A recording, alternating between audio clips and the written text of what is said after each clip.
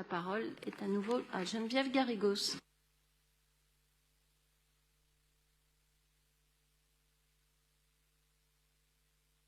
DGRI 14, label Solidev 2023.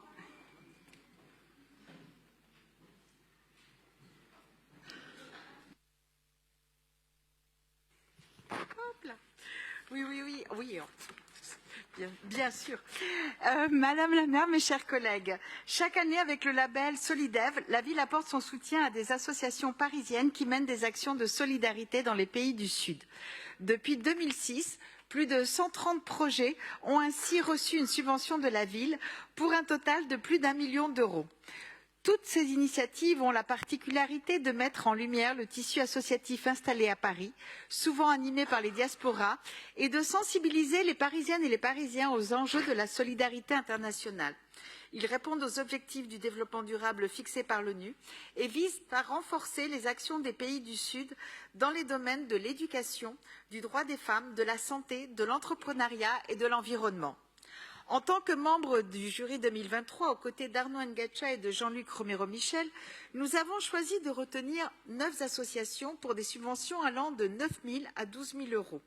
Parmi celles-ci, on retrouve par exemple un programme pour la prévention de la cécité en milieu scolaire au Tchad, un projet qui vise à améliorer le quotidien des jeunes de Cape Town, en Afrique du Sud, comme vous le savez très bien, confrontés à la violence, à la drogue et au chômage, à travers la découverte de projets en lien avec le monde artistique ou encore la création d'un foyer d'accueil pour les enfants en situation de rue à Lomé au Togo.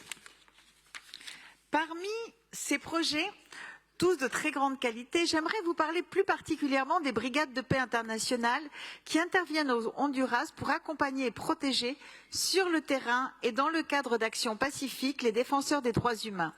Dans ce pays d'Amérique centrale, parmi les plus pauvres des Amériques, gangréné par la violence des maras et du narcotrafic, l'enjeu est d'accompagner et de renforcer l'action de celles et ceux qui luttent pour protéger le droit à l'environnement et à la terre, souvent menacés par la surexploitation et les grands projets miniers. Au Honduras, plus de 130 militants écologistes ont été tués entre 2009 et 2019 et selon l'ONG Global Witness, c'est un des pays les plus dangereux pour les défenseurs de l'environnement. On se souvient ainsi du meurtre en 2016 de la défenseure Berta Cáceres, fondatrice et directrice du COPIN, le Conseil des organisations populaires et indigènes du Honduras, figure de la défense de l'environnement qui avait fait campagne contre la construction du barrage hydroélectrique d'Agua Zarca et dénonçait l'impact qu'il aurait sur le territoire de la population lenca. Le meurtre de Berta Cáceres a été un véritable traumatisme pour tous les défenseurs de l'environnement dans le monde. On se souvient également de l'assassinat en 2020 de José Antonio Teruel, membre de l'Alliance hondurienne pour la défense et le développement des forêts et défenseur de la biodiversité et des aires protégées.